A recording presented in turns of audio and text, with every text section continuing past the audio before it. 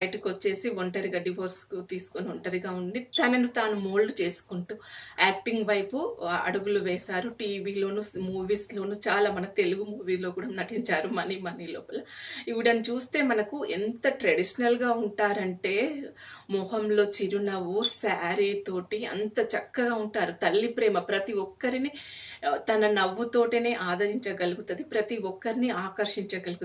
ఇది తనని ఆకర్షించింది. సో, అతను ఈవిడ దగ్గర యాక్టింగ్ నేర్చుకోవడం అని వచ్చి ఈవిడను ప్రేమలో పడేశాడు. ఇంతటి స్ట్రాంగ్‌గా ఉన్న క్యారెక్టర్‌ని.